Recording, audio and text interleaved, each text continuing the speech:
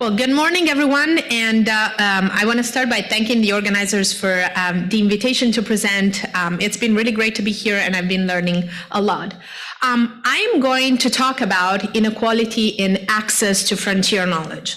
So why talk about frontier knowledge in a panel on innovation? Well, because it turns out that it is perhaps the key ingredient, one of the most important ingredients for the production of innovation. It's been shown empirically in a number of settings that when access to frontier knowledge is interrupted, innovation stops. And typically, when we think about frontier knowledge, we think about higher education programs as the places where this knowledge is disseminated. They're, usually the places where a lot of this frontier knowledge is produced, but it's also kind of disclosed in the form of teaching. However, we also know, and we talked about this yesterday in the panel on education, that especially in places like the United States, not all programs are the same. There's quite a bit of differences both across and within school in the organization, in the resources, and in the type of education experience that students receive. And so there's reason to believe that also the content of the education that they receive might differ as a result. It turns out that it's not easy to quantify this with data because we don't have administrative data on the actual content of education programs.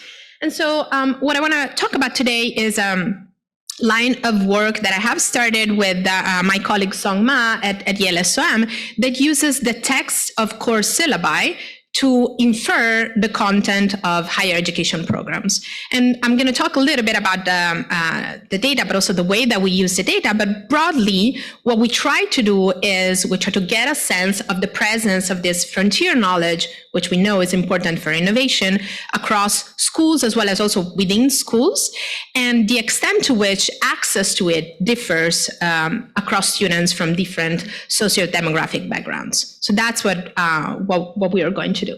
What we do more specifically is we use the text of course syllabi as data to devise a new measure, which we call the education innovation gap. But really, what you should think of is a measure of the distance between the content of courses in college and the frontier of knowledge, which for our purposes is going to be the content of academic articles that were published recently. So really, what we as academics think about when we think about the frontier of knowledge. So we're going to devise this measure, and then we're going to use it to describe the offering of frontier knowledge both across and within schools in the US, and then relate it to the composition of students at each school.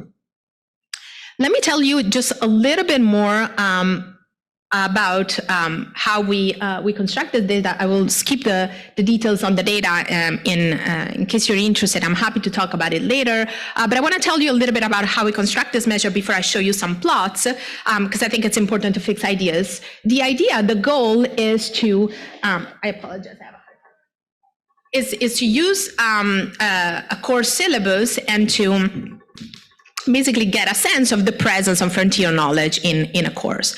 And we do this by constructing this measure, which is based on the textual similarity between the course description that is present in pretty much all syllabi and the abstract of academic publications published at different points in time prior to when the syllabus is taught.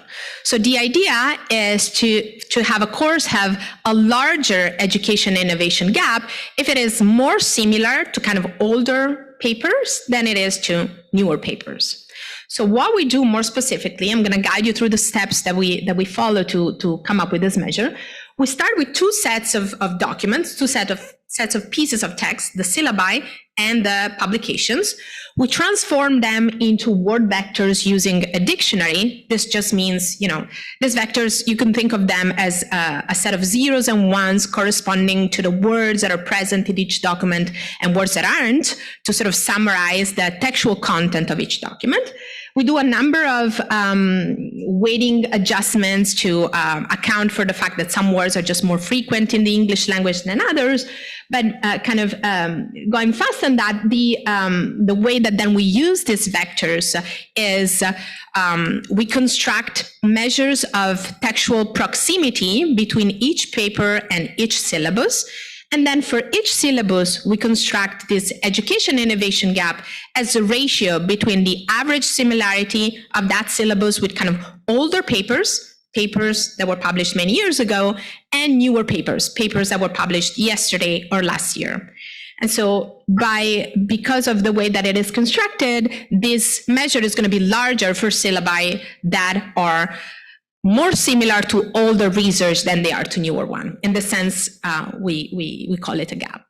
And so once we have this measure, we can then look at how it varies across courses that are taught in different schools or also within the same school. So what I'm showing you here is a distribution of a standardized education innovation gap across schools. So these are, you can think of them as school-specific averages. And to get a sense, these numbers don't mean very much, but to get a sense of the kind of magnitude of the variation, moving a school from the 90th percent of the gap, this is kind of like bad, further away from the frontier of knowledge, to the 10%, the 10th percentile of the distribution, we would have to replace approximately 40% of the content of the syllabus with newer material, okay? Material that is really present in newer academic papers. So this should give you a sense of the magnitude that we observe across schools. This is a distribution of the gap across schools. Now, it turns out that these differences across schools relate to the characteristics of the students that attend those schools.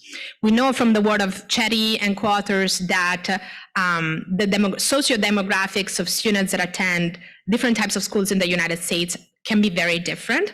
Well, it turns out that there is a relationship in those socio-demographic characteristics and the extent to which frontier knowledge is covered in courses at those schools. And in particular, what you can see in the graph on the left is the relationship between the median income of parents of students at a given school on the x-axis, and then the education innovation gap on the y-axis. A negative relationship, which is what you can see, indicates that students with lower parental incomes tend to receive innovation with a higher gap, so less frontier knowledge. And this is, again, across schools. You can see the same thing in the panel in the middle if you use the share of students at each school that have parents in the top 1% of the income distribution as a measure of socioeconomic background. And then on the right panel, what I'm showing on the x-axis is actually the share of minority students at each school. These are Black and Hispanic students. There you can see a positive relationship, which indicates that schools that enroll more of the students actually have less frontier knowledge and a higher education innovation gap. So these graphs really indicate quite a bit of disparities in access to frontier knowledge across schools. Now you might stop and think, well, but schools differ on a number of dimensions, resources, selectivity. It's very hard to compare an Ivy League with a non-selective school. It turns out that these correlations, which I'm just summarizing those graphs here with correlations, hold even if we exclude the Ivy Leagues or if we exclude the non-selective schools. But it turns out that part of these correlations are actually explained by school resources. And what I mean by resources here is spending on research, but in particular instruction, that is faculty salaries.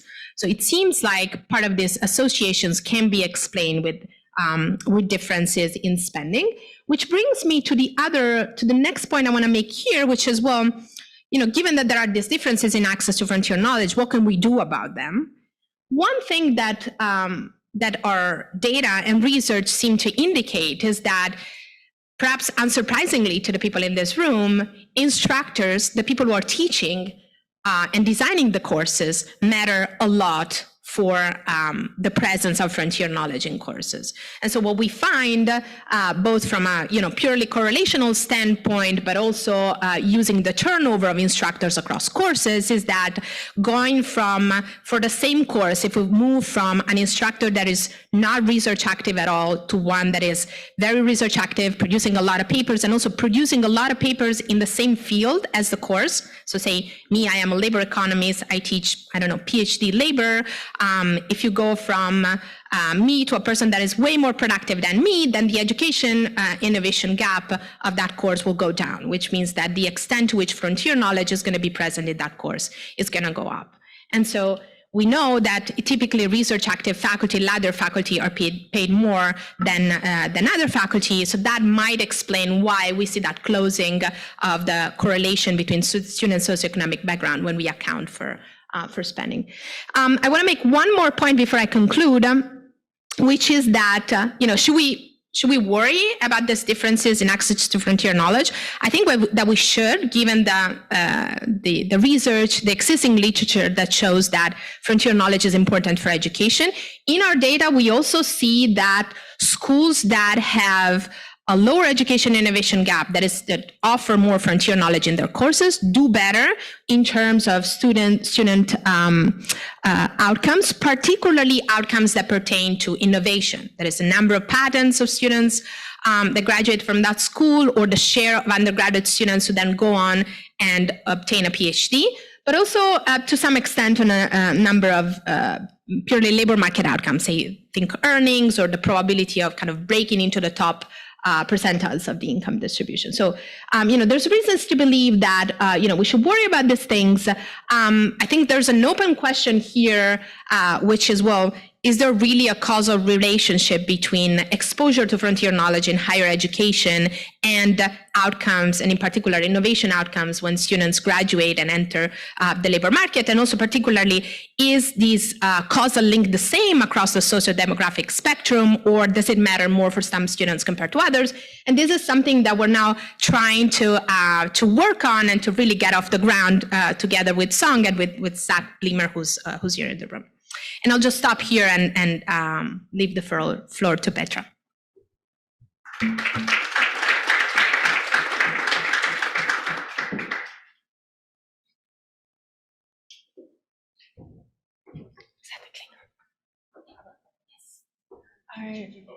Yeah.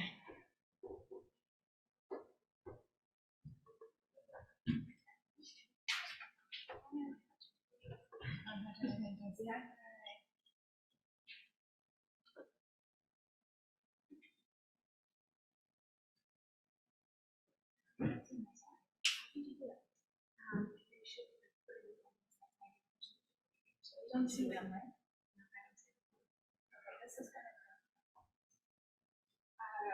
Would you mind? Can I go somewhere so I can see my slides? Would that be okay? Can you see me if I go over there?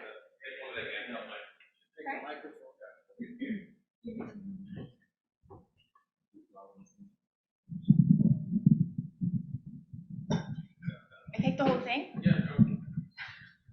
Take it off. That's what I was trying to do. Okay, but it didn't.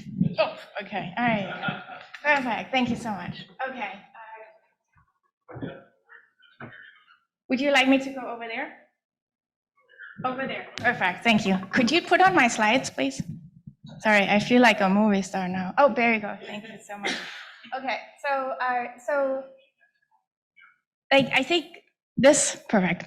So thank you very much for having us here. It's been really fun. I will actually talk about, this is all that we do is super related. And so I will talk about inequality in science and innovation. And so I think I don't have to convince you that this matters. So because we know that contributing, having more people contribute to high-skilled occupations is going to help our economy, or any economy, to grow. And but I want to start with a measurement issue, which I think is really important, because so I will tell you about patents, I'll tell you about publications, and I'll tell you about scientists. And I just want to tell you that so basically what we do is that we're not going to capture everybody in this process. So by the type of data that we have, the type of data that we focus on, we are going to exclude certain populations in a very important way. So for example, is that anecdotally, at least, people of color and women have much reduced access to the patent system. I'm an economic historian, so I will just tell you about this, and then if this book ever comes out, you'll see more of it in it. I hope the editor is not listening right now. Okay, so this is an example of an invention that was made by a Black inventor, and it doesn't show up in the patent records because it was destroyed. So you see it in this 1839 version of a mechanics magazine, but it never shows up in any other records because it was destroyed by a mob. So there's a lot of innovation that was done by people who we should really be concerned about when we're talking about inequality that does not show up in our records. Another example is like even innovations that we are very familiar with and that are extremely well known and extremely well documented. We always knew, but we never paid attention to the fact that other people were involved in this innovative process. So this is another example of the Virginia grain reaper, which is like one of the most important innovations of American agriculture, probably of the American economy in the 19th century. And there was a Black inventor involved, and he doesn't show up ever. And also, this is another one. So I do a lot of work on women and science. Now, like say, when I ask my kids about Einstein, he's like, oh yeah, he stole it all from Mileva. So this is not something that like I was taught when I was a kid. But basically there are records, the letters he writes to his wife, whom he then divorced, basically said like, look, I'm so happy that our joint work on relativity will be published soon, and she never shows up anywhere. So they have a kid, she watches the kid, she actually proves everything, he goes to sleep, he works full-time at the patent office, and she never shows up. So with that caveat, I'm going to tell you what I know from the data that I know. And so we'll talk about, so this is part of a broader research agenda because I'll have 15 minutes, so I'll tell you about wealth. Okay, so this is a project on inequality in science. This is joint work with Anna Airoldi, who just graduated and is now going to start in a startup doing analytical data science. And so, okay, so we're going to talk about using the data that we'll use is the American Men of Science, which also, obviously already from the name, tells you an obvious problem. The first entry in the American Men of Science is a woman, so women are included, but they're actually not included probably at the same rate as men. And we can also document that. But so for today, I will just focus on the people I can actually measure. These are US-born males. So this is an example of an entry. This is an extremely detailed data set. So we have all this information about people, including their date of birth, like a bunch of other stuff as well. And so, but one thing that's really, really cool about the data in the early editions is that between 1906 and 1943, these scientists ranked each other. So it's like we were at the end of the survey, at the end of this conference, we would be handed a little survey. It's like, so who are the leading men in this room? And then this was aggregated. And what we're looking at in this paper, we're using this data to figure out who becomes a scientist. So this is the participation margin. And then at the second level, like, who becomes a star? Like, conditional on the extra step already of becoming a scientist, does it still matter whether your dad was rich? So as a one point is like, it takes some time to become a star. So there's still hope for many of us. And then so what we do, we use this data to match them with the census. So basically, there's a big academic, many people do this stuff. So some do hand matching, we do machine learning. Basically, we match 1,000 of these observations to the census. And then we create an algorithm, we train an algorithm to match the entire data set. So we have to do this because we are basically matching 100,000 scientists with the US population across all census waves. And actually, one thing I want to point out is that we have extremely high match rates. And that's not because we're better at this than anybody else. It's just because we have better information. So I know where these people worked. I know exactly where they are born. And that actually makes it really easy for me to identify them in the census. This is Flexner's entry. And so what we're going to use this to see what Flexner's socioeconomic status was in the census when he was a kid. So what we see is that basically these are just like the data that we match and the data that we know match are very, very similar quality. So there's not much, like when we're looking within the man of science, the 80% that we match is very similar to the 20% that we cannot match. Also in terms of their publications. And so now I'm going to show you some results, and we're going to focus on the Duncan SEI, which is a measure of prestige. So socioeconomic status, and then something that economists really like is using the Ox score. So I'll also show you results for the Ox score. And then because neither Anna or I could really understand how these measures were created, and also because actually they're based on 1850 data, which is not that great when you're looking at people in 1880. So what we're also doing, we're using a much simpler measure, which is like, did you have a servant when you were in their house? And how many servants did you have when you were a kid? This is actually our favorite measure because it's so simple. Okay, so then let me just show you who becomes a scientist. So scientists actually are, not surprisingly, much more likely to be white. And they also have 2 native parents. So immigrants are less likely to be scientists in the United States during this period. They're also less likely to be born as a first child. So it's not so probably because these kids often had to do other stuff. And they are more likely to come from urban metropolitan households in the Northeast. Not surprisingly, given where we are right now. And then, so now we're measuring them, we're matching them with their father's occupation. We're going to look at whether the occupations, whether scientists are disproportionately drawn from higher SES occupations. So the average scientist, these are actually high-skilled occupations, a carpenter. And this is a really dangerous job, but actually still high-skilled. Whereas the overall population is drawn from a lower SES. So the average scientist, his father is roughly a carpenter, whereas the average non-scientist is roughly a janitor. And then also scientists are much more likely to have servants. So that's on the participation margin. Now, actually, let's look at conditional on you becoming a scientist. Does status still matter? So if we were to rank each other, would it matter whether your dad was rich or not? And so I'll show you that it does. So sons of fathers of so high socioeconomic status are much more likely to be stars. And I have to go fairly fast here, but roughly it's like somebody who comes from the top half of the Duncan SEI in terms of prestige is 24% more likely, is 35% more likely to be a star.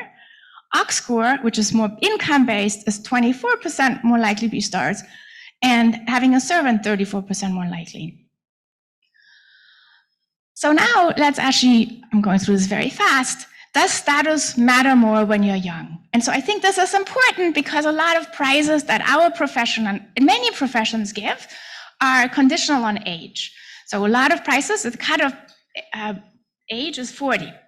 So let's see whether actually it matters more when you're young. And so to do this, we exploit the fact that we observe people at different census waves as children. So we know whether somebody is a star in 1921, but somebody who was whom we observe in the census of 1900 is below the age of 40, whereas the older ones, where the earlier census waves are above the age of 40. And so what we see here is actually for being a star early, socioeconomic status of the father matters a lot more. So what we see here is basically it's like 100% more. Scientists who are below the age of 40 are 100% more likely to be a star if their dad was rich. And so then, like, this is what we all want to know, right? We all have our priors, and I maybe would like to have you have a test before that. So some fields more status conscious than others. And so this is actually where we do a lot of fancy, like, text analysis.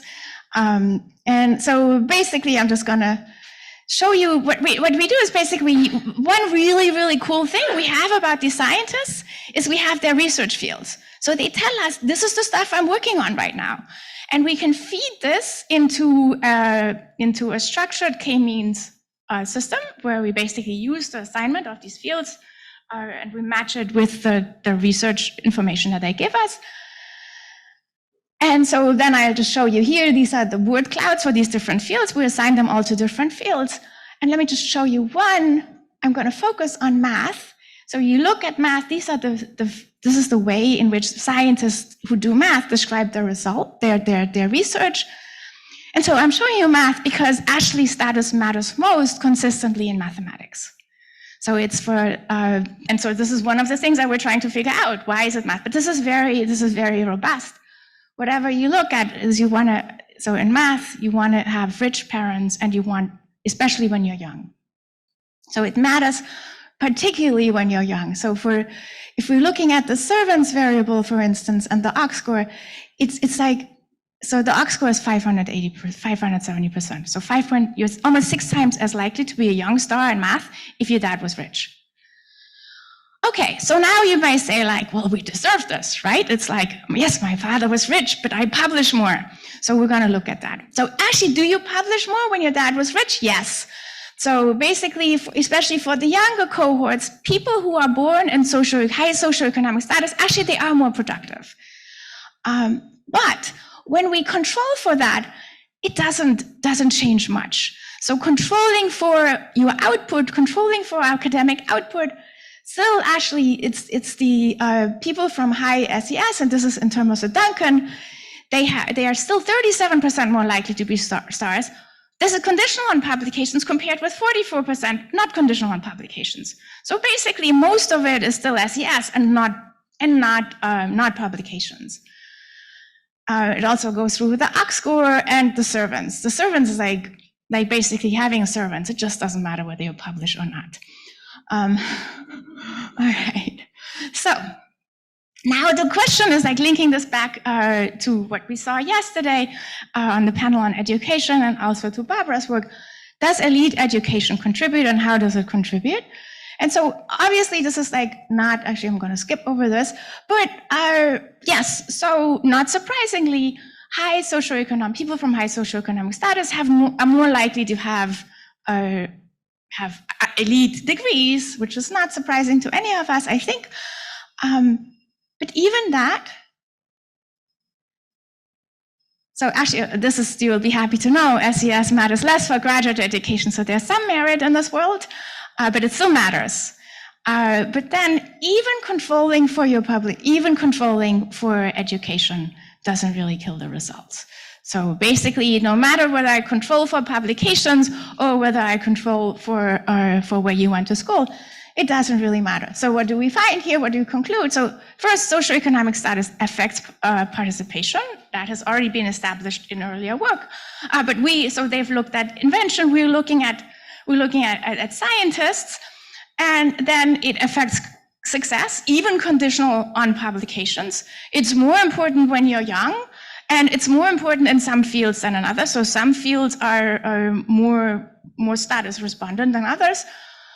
And then it matters conditional on achievements. Thank you. Are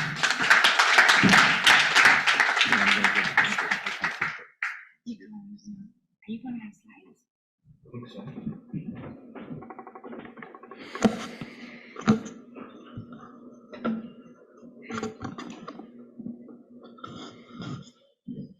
It is indeed difficult to present from here.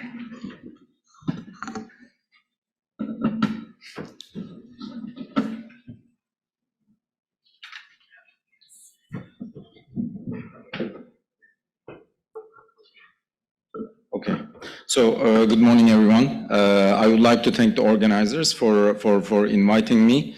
And it's a great honor to share the stage with such amazing economists who showed really interesting results. So I will do my best not to lower the average too much. So the theme of our panel overall is innovation and business dynamism. Of course, when it comes to business dynamism and innovation, there are two sides of the coin, right? One side is exactly the individuals and inventors, But the other side are the firms. And I would like to focus more on the second part here. And let me start with this graph that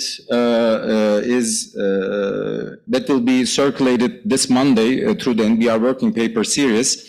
So the graph is showing you the growth rate of the US economy since 2000. And it's a well-known fact that there's a productivity slowdown during that time.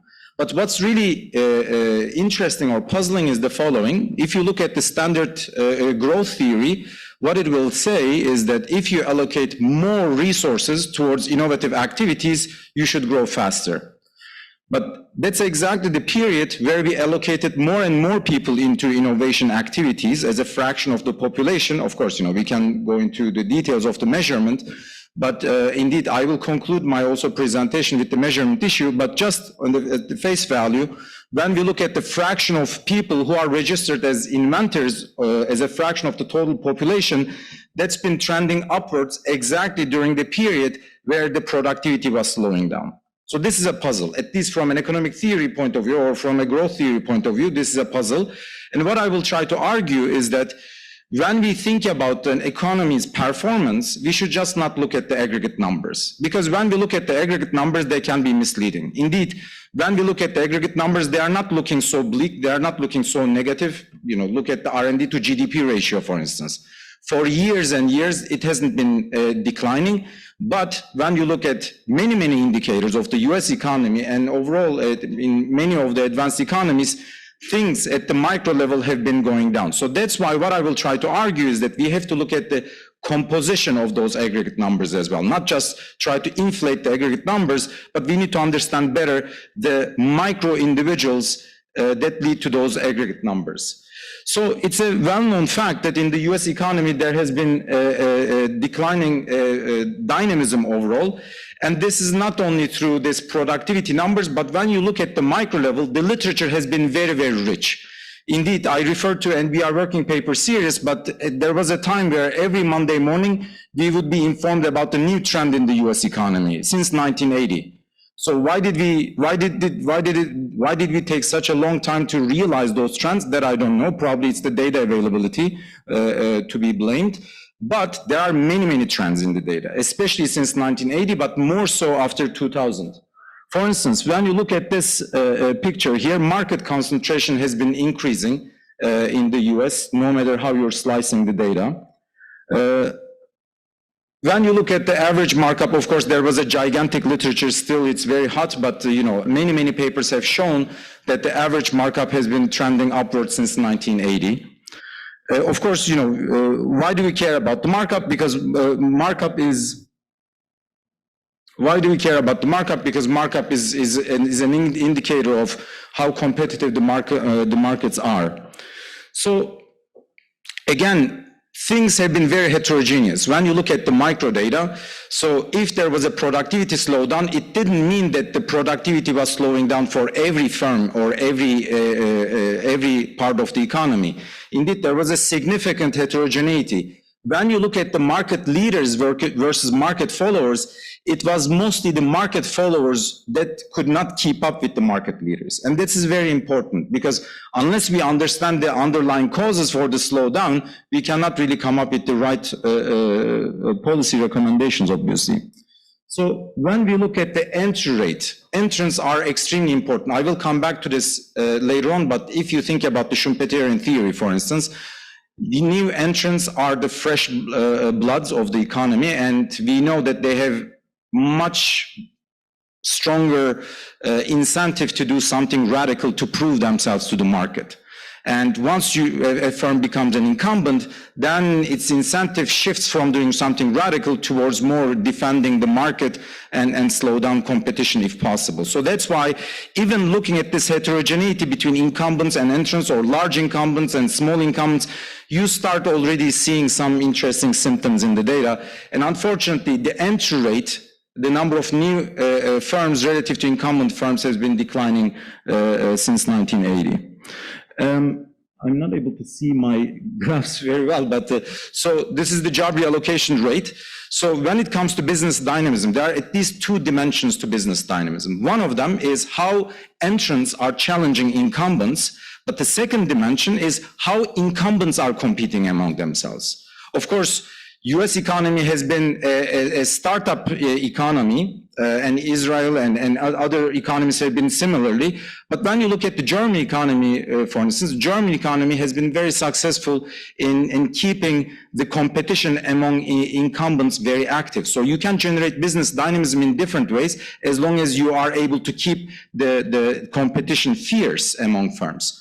And an indicator of that is that as long as an incumbent firm or any firm does something better in the economy, that economy should react to this positive shock and expand in size, and those firms that are not innovative should shrink in size. So as a result, we have to have successful factor reallocation among firms, right? This is also called the responsiveness to shocks literature in the firm dynamics literature. So we need to have firms that are responding to positive shocks through expansion and to negative shocks through shrinking. And that way, this factor reallocation is important for productivity growth. Unfortunately, factor reallocation has been also declining during that time. So there are many, many indicators. So I can't go, I only have 15 minutes, so I have to be mindful of time. There are many, many indicators. You can read more in the paper summarizing the literature. And what we try to argue is that indeed the knowledge diffusion in the US economy has been declining during that period. So the knowledge has been confined more and more within market leaders. Of course, for productivity growth, it's not sufficient to come up with a technology or productivity improvement by a single firm. You need to diffuse that knowledge. You need to diffuse that productivity across the firm. But if that productivity or improvement is contained only within or trapped within market leaders and it doesn't get diffused, then this is a problematic news for the overall economy. And that's what we argue in our paper. So now I would like to draw your attention a little bit more to differential incentives of firms in the market. Again, market leaders' incentive to push the frontier is not the same as the market followers' incentive to push the frontier. Now I'm going to switch gears and I'm going to tell you a little bit about the Italian economy because we had fantastic data from the Italian economy. But the results, I think, is applicable more generally. So what we are doing here is we look at the largest 20 firms in any market. What is the definition of a market? It's the year, sector, and region is the definition of our market. And we look at the largest 20 firm in any market. And then we ask the following question.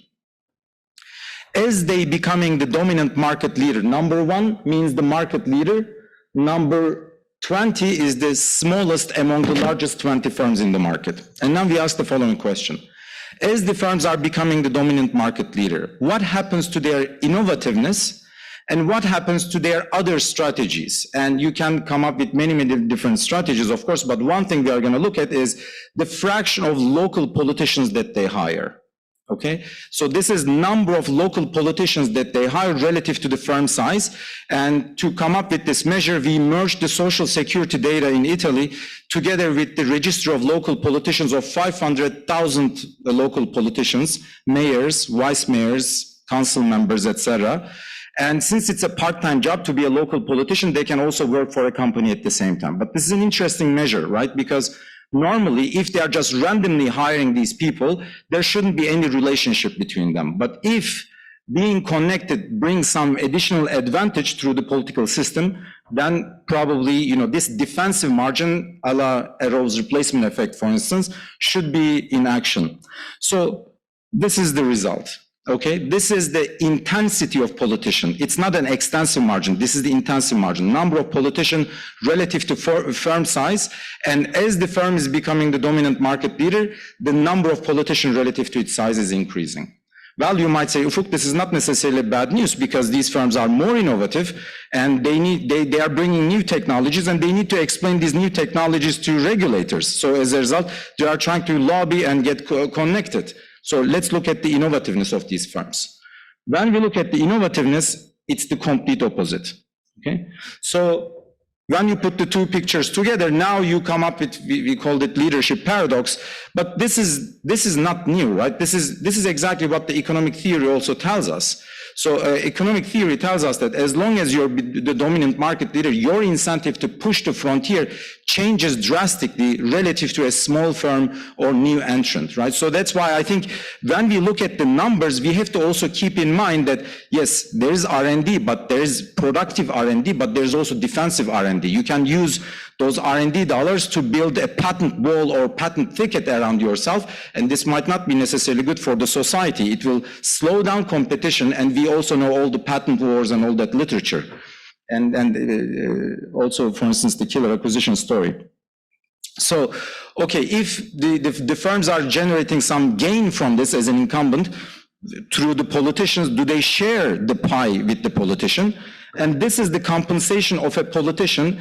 The gray bar indicates the year where the ordinary worker becomes a politician. So prior to that gray bar, the worker is just a worker, no political identity. He or she is not a politician. But then in that gray year, there's an election and the worker becomes a politician. So then what happens to the compensation while this person remains in the office, in the company? It just goes up. So what we find is that, indeed, you can read more in the recently published paper that's on my website. So what we try to argue here is that firms' incentives are changing drastically, and they can rely on many strategic behaviors. So that's why instead of just looking at the numbers, we have to also understand the nature of those numbers. So that's what I'm trying to argue. So this is another graph that comes from the US economy this time. Now I'm switching back to the US economy. So this is looking at the share of inventors working for small firms, young and small firms in the US economy. And what we are seeing here is that the innovative resources, the inventors, of course, firms are spending on R&D dollars, but ultimately they are hiring inventors and purchasing final goods. So we need to understand how the composition of the innovative resources is distributed across firms.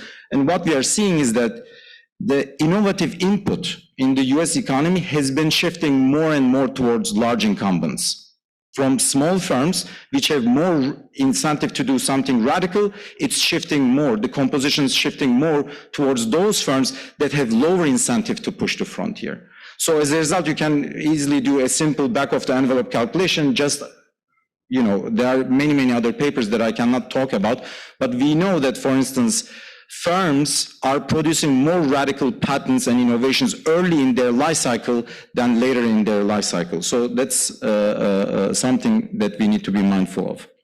So this is another interesting event study that we conducted in this new paper. We looked at an inventor who is changing job. Because here you might say, hey, you're comparing apples to oranges. Let's do apples to apples comparison. I'm going to look at the same inventor who is changing job, and I will look at those inventors who are switching to a large incumbent versus to a young and small entrant. And time zero is when the inventor is changing job, and when the inventor changes its job and switches to a large incumbent, the compensation, the wages are jumping significantly, as you can see. And again, you might say, well, because they are becoming more productive in large incumbent, so that's why they are being compensated more. Now I'm going to look at their innovativeness after they move to a large incumbent, and it's going in the opposite direction. So you look at the Italian economy, you look at the US economy, you're just coming back to the same economic theoretical prediction. So economic theory, in the end, is a good guidance. So that's why we need to rely on economic theory as much as possible. So the final thing that I would like to mention is that probably you already understood my affection towards small and young businesses by now. But unfortunately, small and young businesses are very, very hard to observe in microdata. Typically, microdata sets cover firms that have at least 10 workers and above, or the official statistics like census is reporting small businesses with 7 to 9 month lag. But this is problematic. Why? Because small businesses are the most sensitive ones to any macro shock. And by the time policymakers see those things in the numbers, they are already gone. So we need real-time indicators indicators for small business health so that we can also act on time. And this is a new index that we launched last week in cooperation with the QuickBooks, Intuit QuickBooks. Also, the TurboTax is probably the product that you know best. So we are using their near real-time data and you building an index out of that so that on the first day of each month, we will release a new index that will talk about the small business health. And this is, you can already see, for instance, how small business employment in the US has been changing. And one interesting observation is that a small business share has been increasing after COVID. During COVID, there was a massive dip, but after COVID, there was a very strong recovery. Even before compared to pre-pandemic level, it was even above the pre-pandemic level until 12 months ago. And since over the past 12 months, small business employment has been coming down. And this is exactly also when the interest rate hikes started, right? So that's why, of course, this is not conclusive. This is just 2 time series observation. But what I'm trying to argue here is that we have to be really, really mindful in terms of the, different incentives of different firms, and we need to be careful and be mindful of the health of the small businesses. And let me stop here. So thank you very much.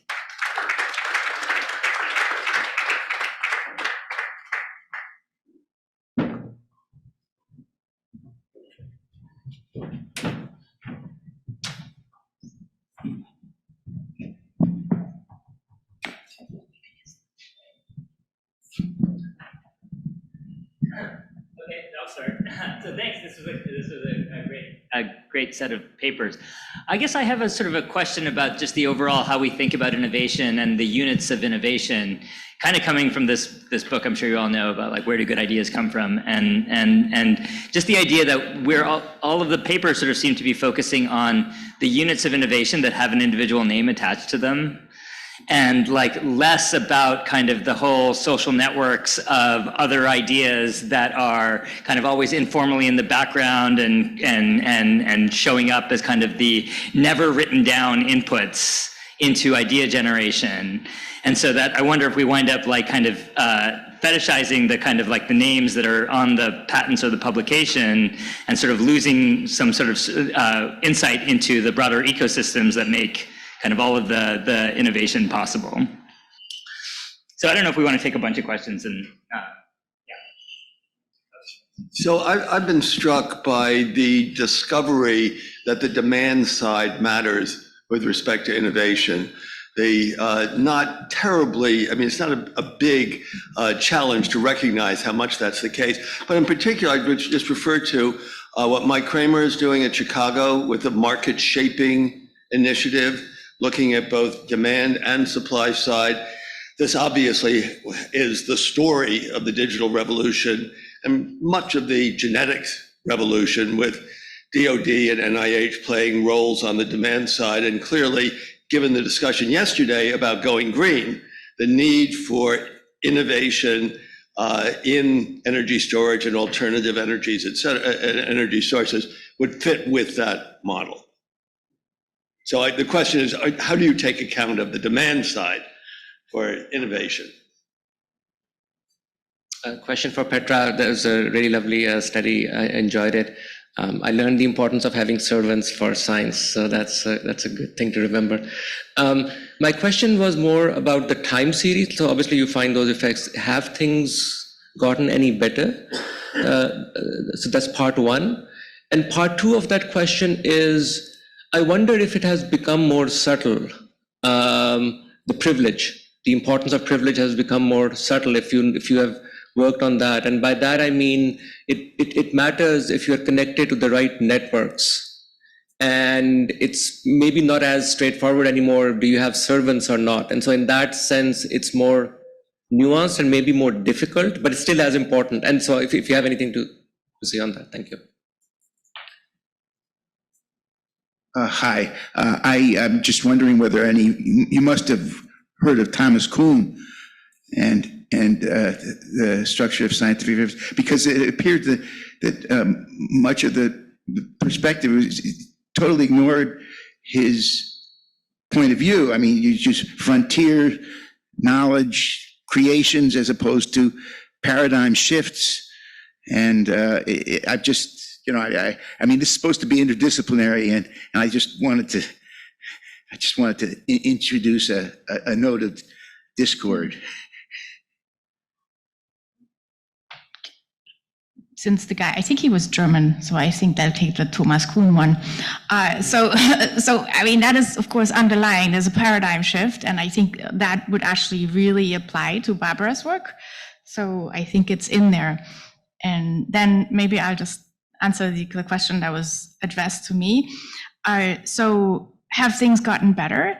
The really interesting thing about US history, which is what we're just uncovering, is that it seems to have gotten worse.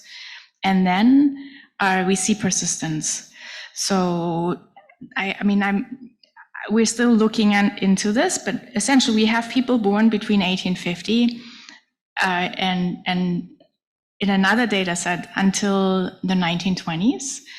And it seems that the US overall got more unequal, and also science became more unequal in the last decades of the 19th century. And a lot of what we see today is persistence from that. And then, so your questions about networks are like, so when I started this project, that's precisely what I wanted to do. And I started this project in 2015 because I wanted to study networks, and I was like, this is the only data set we can do this with. It's actually really, really, really difficult to study these networks. We can do it in very specific questions. For example, one paper I'm looking at right now is like, what happens in World War II when the men have to go to war and a firm is forced to hire a woman? And then we can kind of see who that woman influences and how she kind of makes her way through the firm. And we show that invention improves in the firm. These firms become more productive. We can show it in that specific setting because we have one person and we can follow that person. But when I've tried to do that in other settings, it's totally failed. So then that also, speaking of failure, I think that also then goes back to Suresh's question. I mean, it's one about measurement. It's going back, like we focus on people whose name we know because we can observe them in the data. And so that's a big, big issue, right? So I think every time we analyze anything, we should really be aware of that. And so especially when you think about inequality, that becomes particularly important. So I think a way to do this, which I think becomes possible, is through text analysis. So basically you take an idea and then you see how that idea diffuses without being cited. And that's something we can do, but it's actually computationally super, super, super intensive. And so again, you have to be really smart how you restrict that, basically you have to be really smart about where you're looking at, because the computational power is just not up yet to speed of how we would need to do this. I just wanted to briefly respond to the point about the paradigm shift. Point well taken. I think as a first step in this analysis, we decided to focus on frontier knowledge because we do have evidence that it is important. But I think that one of the if you will, appeals about this, about using this data and applying text analysis to this source of information, which is the text of course syllabi, is that it is in principle something that would allow us to also look at other dimensions of content which might be important. And I also want to stress the fact that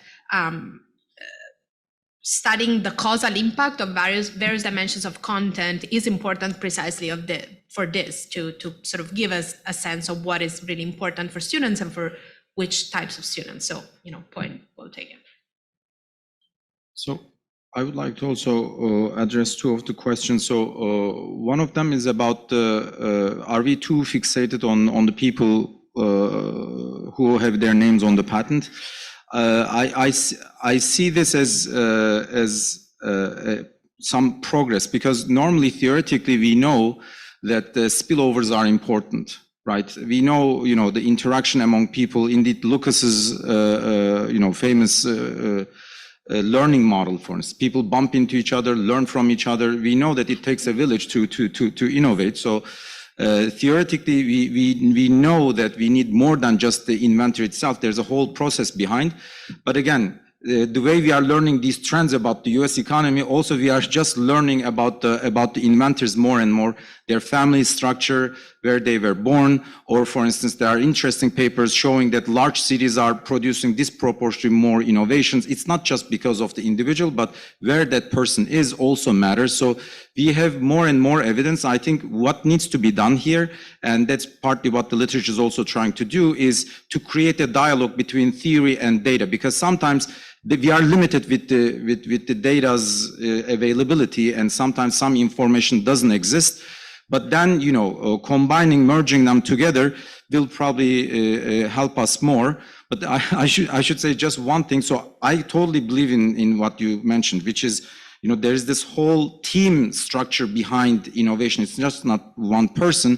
And we have this recent paper that we submitted to the journal. And so an individual is born, there's a parental shock, there's a preference, and then there are, lots of different things. And then they enter into a school to become an inventor, and then join a team, and they start learning from other team members in the team. And then, some of them who succeed become an inventor and contribute to society's innovation, etc. So try to be as realistic as possible, also capture a little bit this team structure. The only modification that the editor and the referees asked us in the paper was to take out the team structure.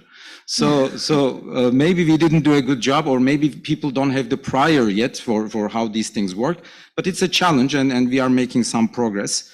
And on the demand side, I completely agree. So I think it's important to look at both the supply side and the demand side. Otherwise, we would be also giving the wrong policy advice, especially to developing countries. If you just say, hey, produce more inventors, if there's no demand, if they don't have high-tech sector, for instance, if they don't have any demand for these people, like look at all the countries, Turkey, for instance, 3% of high-tech share.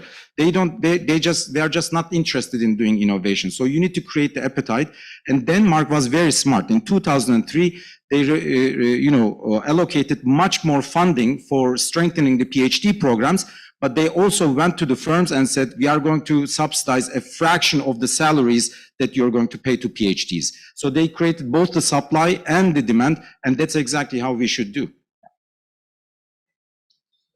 A question mainly to Ufuk. I think something that was implicit but in your presentation, but you didn't actually quite make explicit, is how the two legs of the themes of this conference, the inclusiveness and prosperity, are actually linked in this, because the fact that innovation is not diffusing from the top firms and the market leaders to the smaller firms is both a problem for prosperity, because it slows down aggregate TFP growth, but also a problem for inclusion, because all those benefits get bottled up at the top. The new entrants and smaller firms don't get the benefits of that. So it's a very neat confluence of how policies, in this case, that would increase business dynamism and would serve both goals of inclusion and prosperity on the supply side, without sort of relying on the usual welfare state mechanisms of social insurance transfers and so forth. But it leaves open the questions of why this is happening, right? So what is new? You didn't say much about that. Is this something about what's happened in the external regulatory structure, that market leaders or the larger firms are able to engage in strategies that they weren't able to previously? Is it something about the nature of these new technologies, something about their technological features, scale, or other things? What is your guess? That's a very good and extremely important question. And I think we need to focus more in the literature in understanding why this is happening. So initially, we were discussing, the potential changes in the entry barriers, for instance, or maybe offshoring, or many other, people have argued many different reasons. And here, through this interaction between theory and data, we find that the knowledge diffusion is declining. And then we go back to the data and look at, for instance, how firms are using the patent system. In 1980, the largest 1% of the firms were buying around 30% of the patents. I'm talking about the secondary market activity, not the initial production, but the secondary market. Today, that number is above 65%. So large firms are very active in also creating a patent arsenal. So, and what we are doing with all our policies at the moment is that, or most of the policies, is also helping large firms to invest more in R&D. R&D tax credit. It's typically the publicly traded companies, the gigantic firms who have army of lawyers who are benefiting or utilizing these type of resources. So as a result, we are using our public policy even to help market leaders to build a stronger IP who are using or maybe abusing the system. And also the killer acquisition story, for instance. Most of the time, we also see that, especially in pharma, for instance, there was this very interesting paper recently in the JP that showed that, you know, large firms are just buying out those startups and putting them asleep. So I think we need to investigate this dimension more and trying to see the strategic behavior rather than just thinking naively that large firms are investing in trying to push the frontier forward, but more the strategic component. You just answered my question, which was a follow-up to Danny's. Thank you. Thank you. But I just wanted to add to that, you know, that there are other kinds of costs of innovation which haven't been fully addressed. So even despite the firms that are monopolizing the patents, the costs, the regulatory costs have gone up for small inventors and innovators to get into the game at all. The regulatory costs are high and difficult, but there's also the computing cost, which have increasingly become an important part of innovation. So just that's a footnote to what I think you just said. It's funny you say that, because I was in DC last week for some reason, and in Capitol Hill, many people brought up exactly the same issue. People are aware of this, and they are trying to cut down the regulatory burden, especially on small businesses. There's definitely an explicit conversation. Even Administrator Guzman has mentioned this last week. Yeah. Thank you.